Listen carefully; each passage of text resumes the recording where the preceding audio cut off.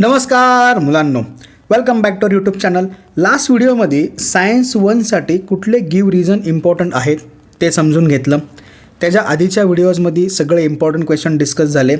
आता बघायचं आहे की 5 मार्क्सचे क्वेश्चन्स नक्की मागच्या 4 वर्षात कुठले आले होते, कुठल्या चॅप्टरवरती आले होते, कुठल्या टॉपिक्सवरती आले होते, सगळं काही नीट समजून घेऊया.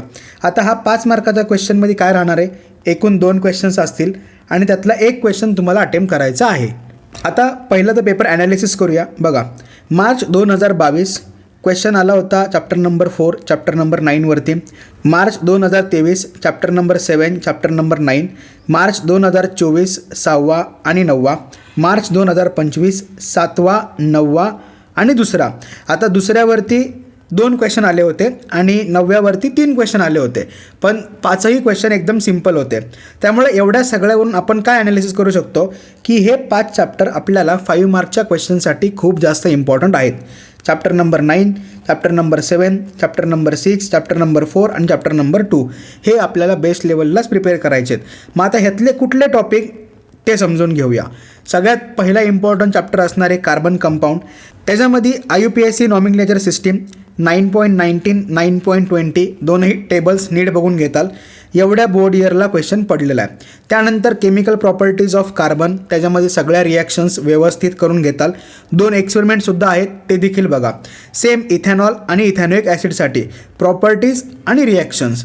नंतर पुढचा चॅप्टर येतो second most important chapter lenses. ह्याच्यामध्ये 2 डिफेक्ट्स, फार साईडनेस आणि नियर साईडनेस, व्यवस्थित डायग्रॅम कशामुळं होतो, कसा आपण सॉल्व करू शकतो, म्हणजे प्रॉब्लेम कसा सॉल्व होतो, व्यवस्थित टेक्स्टबुकमध्ये मेन्शन केलं आहे, विथ डायग्रॅम झालं पाहिजे.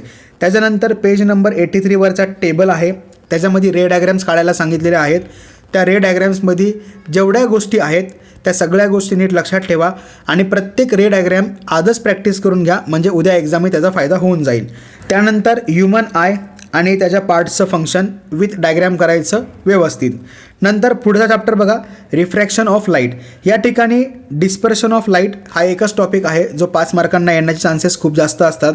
त्यानंतर refraction of light in different media, ह्याच्यामध्ये काहीतरी क्वेश्चन्स कंबाईन होऊ शकतात, म्हणजे तुम्हाला refractive index of water, air, ice किंवा डायमंड यांचं विचारलं जाऊ शकतं.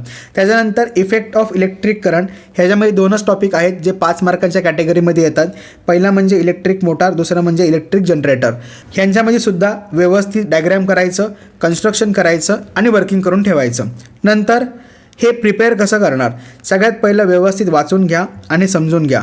नंतर प्रत्येक ठिकाणी प्रोसेस, वर्किंग आणि डायग्रॅम या 3 गोष्टींवरती आपल्याला फोकस ठेवायचा आहे. आता तुम्हाला उत्तर काय पानभर लिहायचं नसतं, बरोबर.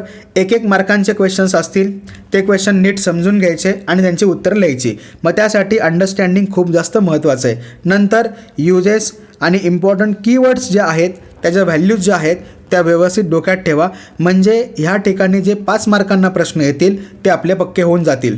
समजलं? नक्की कुठले क्वेश्चन्स येतात, कुठल्या चॅप्टरवर येतात, कुठल्या टॉपिकवर येतात, नक्की क्लिअर झालं. आता हे व्यवस्थित प्रिपेअर करून ठेवा, म्हणजे एक्झाममध्ये अजिबात टेन्शन नाही येणार. कळलं? चलो व्यवस्थित प्रिपेअर करा. Bye bye, all the best.